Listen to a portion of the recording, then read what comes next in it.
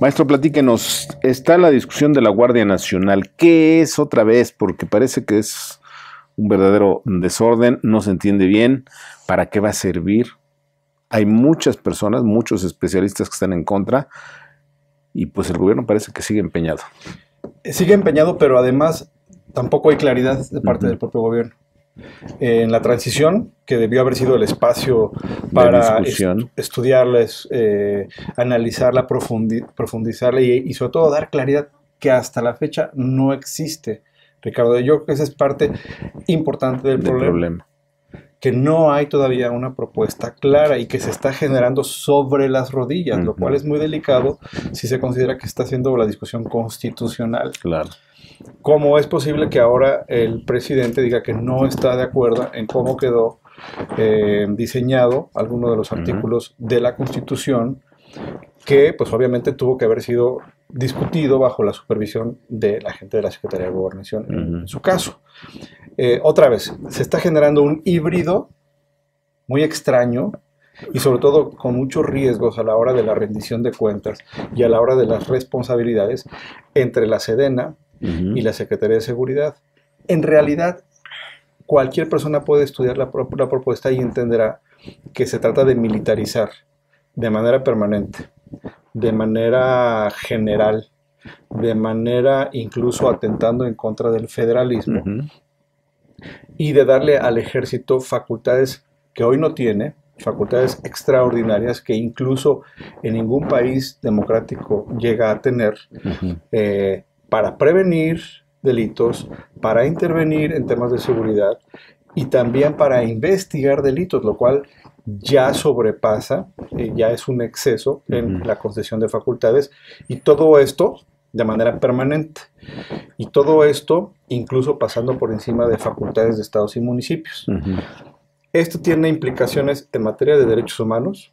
Ya dijo el Alto Comisionado de Naciones Unidas en materia de derechos humanos que no está de acuerdo con la propuesta, pero también operativas y también desde el punto de vista político, es decir, por cualquier arista que se le vea, de cualquier nivel de análisis, es una propuesta inconsecuente, es una propuesta de mucho riesgo, es una propuesta en donde se podría decir se está sacrificando umbrales de libertades públicas y que además no se garantiza que el resultado vaya a ser el que se busca. Claro. A ver, dime una cosa, maestro Jorge Lara.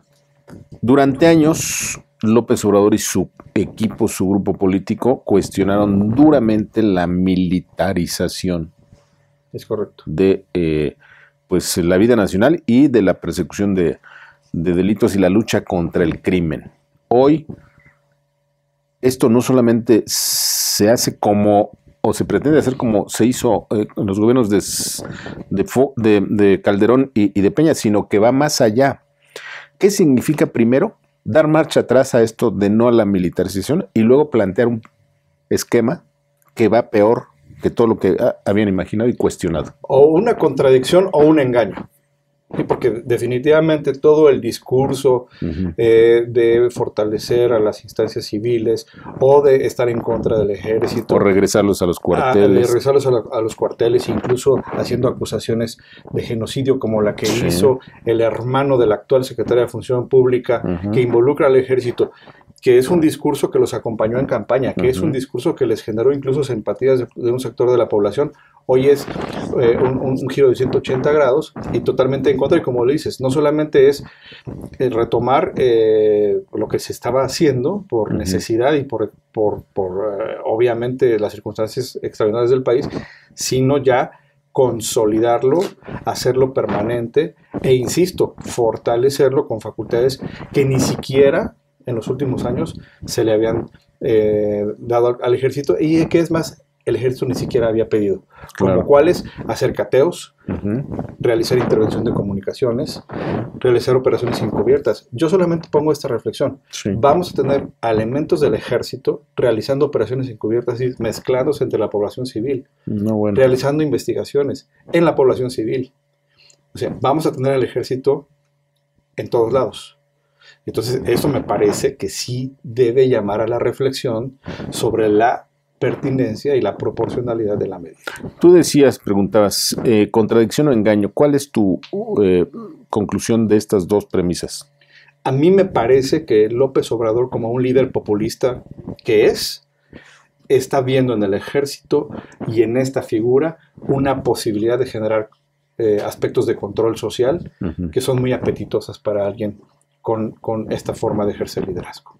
Si vamos a la historia, y sobre todo la historia reciente de América Latina, hay casos concretos en este sentido. Desde luego, lo estamos viendo en Venezuela. Es decir, se generan estas estructuras de fuerzas intermedias que al final del día tienen, como lo estamos diciendo, o lo estamos observando, una implicación en la vida cotidiana de la ciudadanía. Ahora, dice el presidente, ya no vamos a perseguir capos de narcotráfico. Se hace realidad la amnistía que ofreció en campaña, porque ya lo dijo. Claro, ya no vamos a perseguir capos. Ya terminó la guerra, dijo. Ya terminó la guerra. Entonces, ¿para qué se va a ocupar el destacamento de 60,000, 80,000 o lo que él dice 150,000 miembros del ejército en las calles con amplias facultades de investigación y de intrusión social? Pues, insisto, con este perfil de liderazgo que lo hemos visto, estamos viendo en Venezuela y en otros países, pues muy probablemente para el ejercicio de mecanismos de control social que tienen una finalidad política. ¿Dónde están, maestro Jorge Lara, los opositores? ¿A quién le correspondería echar abajo esto? Porque pareciera que el presidente y su partido tienen el control del Congreso y pueden hacer lo que les plazca. Bueno, esta es una reforma constitucional que responde a una fría aritmética en el Congreso. En la Cámara de Diputados, que fue donde ya se aprobó, los partidos que se opusieron fueron el Partido Acción Nacional, con un discurso pues bastante categórico a este propósito. Entiendo que otros partidos como alguna parte del PRD, Movimiento Ciudadano y quizás algunos otros diputados. Pero aquí lo que llama la atención de una manera importante desde el punto de vista del análisis político es que el PRI apoyó. Y a las semanas vemos que hay un gobernador interino en Puebla que es del PRI. ¿No? Entonces se alinean algunas estrategias quizá de negociación. ¿Qué va a pasar en tu opinión? ¿Se va a contener, se va a cambiar? ¿Cuál va a ser el papel de los organismos internacionales, Comisión Interamericana de Derechos Humanos, la ONU, etcétera? Bueno, este es otro elemento de análisis bien importante. Ya México recibió una sentencia de la Corte Interamericana en donde especifica de qué manera tendría que ser la intervención del ejército en tareas de seguridad. Esta reforma incumple. Con esta reforma estamos reprobados desde el punto de vista del derecho internacional. Esto también llama la atención. Parece que al presidente López Obrador no le interesa el discurso de derechos humanos. Parece que para él el tema de los derechos humanos, el sistema interamericano, todos los avances que se han tenido son muy secundarios. Incluso lo estamos viendo a propósito del caso Venezuela. Es decir, tiene reflejos antiderechos humanos, ¿no? Y lo está dejando ver. ¿Qué podría pasar? Uno, que la discusión en el Senado se pueda hacer algún tipo de matiz o que se postergue la discusión y eventualmente que alguien lleve este tema a la Corte a través de una controversia, acción o amparo. Y si bien no puede haber quizás una anticonstitucionalidad de una reforma constitucional, probablemente sí se pueda someter a un escrutinio, como tú mencionas, desde el punto de vista del derecho internacional. Por último, y muy breve, nos dicen que el tiempo se nos está yendo, ya se nos fue. Muchos le tienen miedo a las palabras, muchos no quieren decir la palabra dictadura. Estamos en riesgo con esta Guardia Nacional, esta figura, de ir en dirección a una dictadura. Me parece que crece el riesgo de tener elementos de un gobierno, sí de mano dura, de un gobierno que no rinde cuentas, sí de un gobierno unilateral. Y muchas de estas son las características de una dictadura.